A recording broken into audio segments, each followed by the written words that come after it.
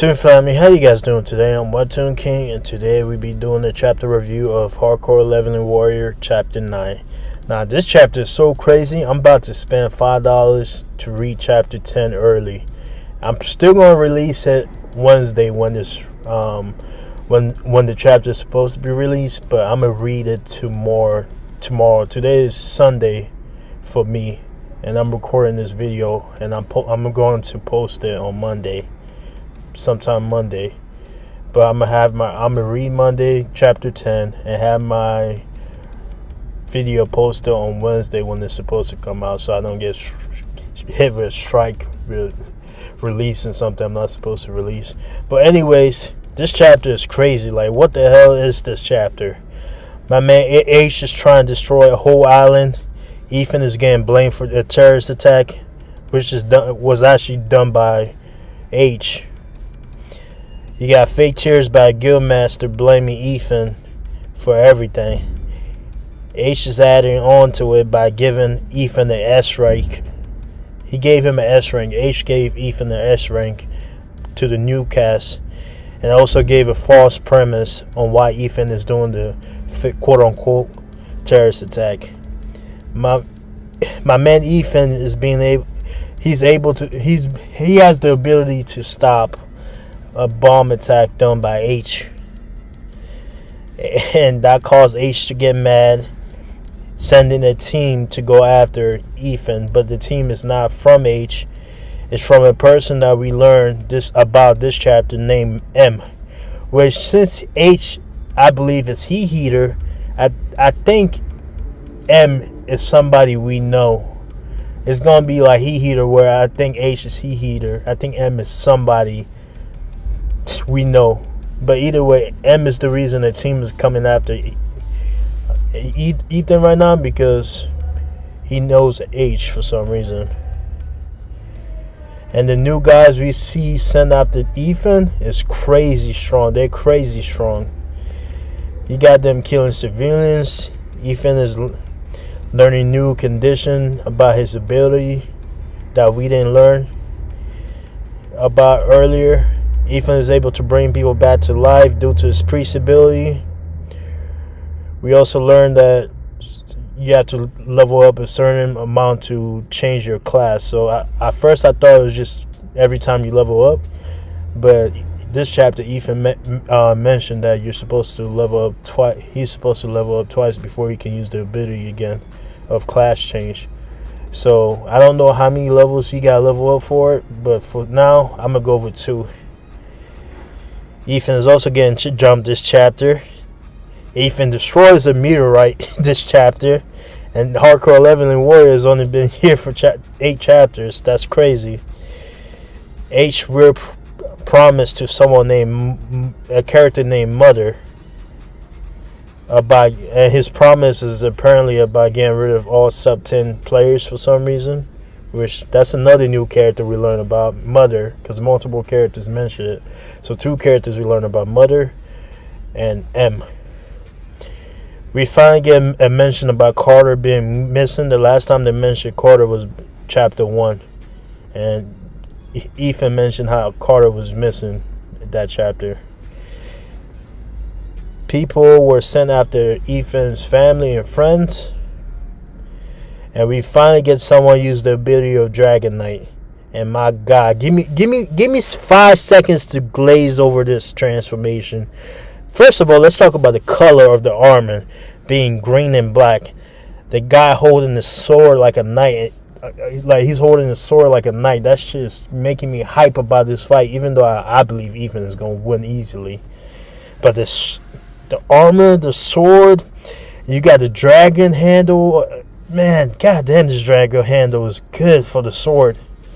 And Ethan's somehow getting 2 level ups. I believe it's because he somewhat defeats someone this chapter, but I'll go over it when I talk about this chapter.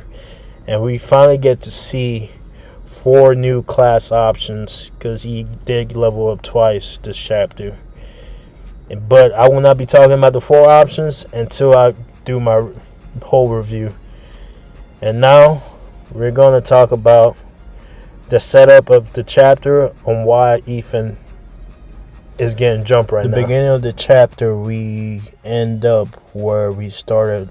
Well, we started where we end up last chapter, basically. Last chapter is with a bunch of people coming after Ethan, and we just see a bunch of aircraft, Navy fleets coming after Ethan. And you just see a bunch of people that was part of H team running. So they must have realized the type of personality that H has, because they all know that H is about to like bomb the hell out of this island or port or wherever this is. Just this location. So everybody start running. Even the guy that was knocked out, Creed, was knocked out. He woke up and he saw a bunch of people running. He was like, why people running? And then he just noticed that there's an entire military force after them. And he just started running and saying that H lost his mind. So at least they know what's going on. They're just running. And they're just kind of pissed that he's trying to kill people. And you just see a scene of bombs, missiles getting dropped by aircraft. Now, obviously, this happening, you got civilians in the way. People thinking that war is about to happen. So, obviously, H has to explain this away. So, we cut to a scene of breaking news. So, basically, H blame Ethan about this situation. So, the news people are reporting that Ethan is responsible of a terrorist attack, which I don't know how they think that.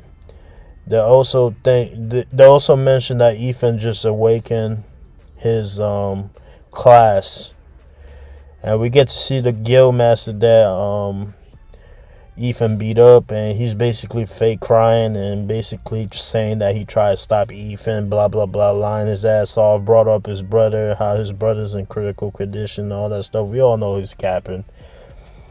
The only thing they do have Ethan for is him stealing the bike, because Ethan actually did steal the bike last chapter, so that's his fault. We also see H calling in to the news station. He basically explained to the news people that Ethan is an S-rank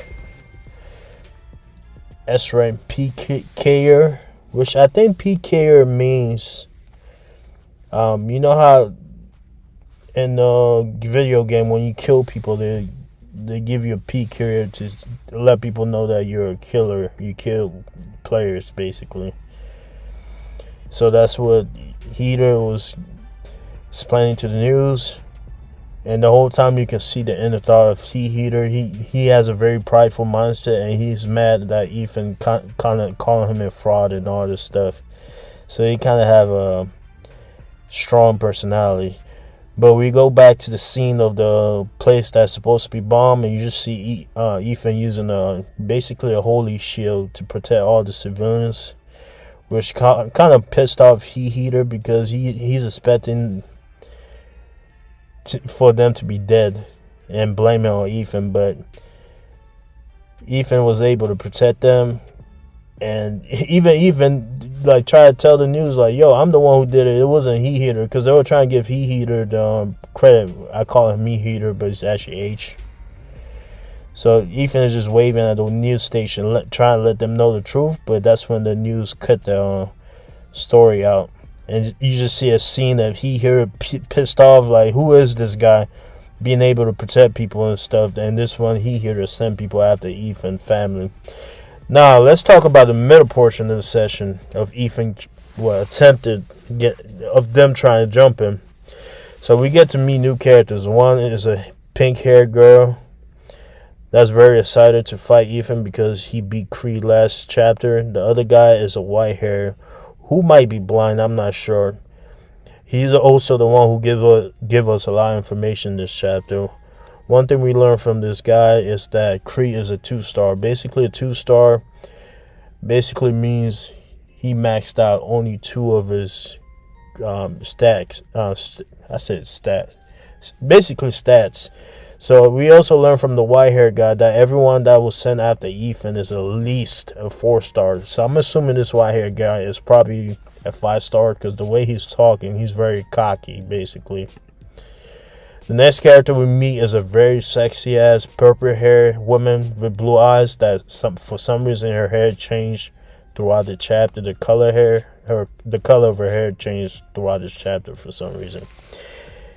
Interesting thing about her, she has stitches around her hair.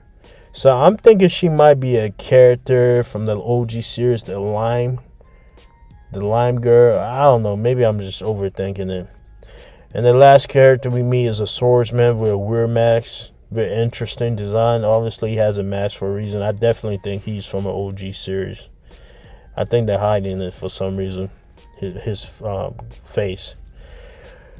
And the guy we learned from this guy, the one with the weird mask, a new character named M. And he's basically, M is basically no H. So basically, they're helping H because M is friends with H. And this guy with the mask basically seemed to be a lawyer type of person because he basically said whatever M requests us to do, we do, while saying that we have a cool translation of him pulling his sword and just appearing in front of Ethan, which Ethan was barely able to dodge. Well, technically he didn't dodge because he got cut a little bit, which is impressive because Ethan is technically, all his stats are maxed out. So he shouldn't be getting injured, but I think it's just because his job right now is healer. So he might need to get a new job. Which, because Ethan was able to block this swordsman, it actually caused him to go harder and just cut a building in half and with all the people there, which was crazy as hell. It was a cool scene. Which Ethan was able to notice that this swordsman is too strong for him to be like, because remember guys, this dungeon, like all this stuff with people on Earth having abilities just happened like this year. So people shouldn't be too strong yet. But this guy is. Which makes me think he's like Ethan, where he retained his memories from the OG series. So that's why he's OP. So that's another reason I think this mask guy is somebody from the OG series. Because not only that he's too strong for a 1 year time with your ability, he's already too strong for somebody who only had his ability for 1 year. They're also hiding his face. So hopefully next chapter we find out who it is. But him killing all these people, Ethan got a request from his employer. So that's another thing we learned about his ability, is that every class, I guess he has a boss. And his employer basically told him to heal everybody, which he didn't want to do. But then apparently he has the opportunity to get fired. So Ethan started being nice. And then he saved everybody because he had no choice. But after he saved everybody, he was like, you know what? I need to level up 2 times so I can get rid of this class. So basically this is informing us it's not every time he level ups that he get a class change. I don't think so. So maybe there's a requirement of 5 level ups or 2 level ups. I'm gonna go with 2 because he said it right now. But either way, after that we see a meteorite just coming out of nowhere, which we learned that's from the sexy hair, purple hair. But for some reason her hair is red in this scene, so I don't know what's going on with the hair color change. But anyways, she's the one who sent the meteorites after Ethan. And Ethan, well, guess surprise, Ethan was able to destroy it easily. And basically, without moment notice, we have a missile being sent to Ethan again, which was done by the pink haired girl we saw at the beginning, the first character we met from the team. Which he easily snuck up behind her and just one-shot her, which we learned she's a robot. I don't know if she's a robot or this robot is just one of hers. So maybe next chapter we don't learn this chapter. And after all this attack, the missile, the meteorites, all we see is Ethan. Only damage he has is his clothes, which caused H to panic. And he mentioned something interesting about Mother, about him getting abandoned by a character named Mother. because he's not keeping his promise about getting rid of all sub 10 players, which caused another interesting theory for me, because maybe this mother is somebody who knew Hardcore Leveling Warrior, and maybe she knew maybe she knew that the first phase Ethan wouldn't have his ability. So my theory is the mother is Zero. Zero's the last villain from the OG series. So anyways, we go back to H. H is panicking. He basically sent people after Ethan, family, and friends. Which they also mentioned that Carter is missing. So this is the scene we learned that Carter is missing. The last time they mentioned Carter was chapter 1. But we also see someone at the door, and I'm assuming somebody after Zoro, unless they do a bait and switch and it's just somebody they know, Zoro knows or something. But I think they're after Zoro to stop Ethan from beating everybody's ass. But we also see the white-haired character, the one I think has the best design, decided to fight. He turned into a badass knight armor. And I'm not going to glaze because I already glazed at the beginning of my chapter review. So I'm going to skip over this. It's a badass design. Badass sword. What can I say?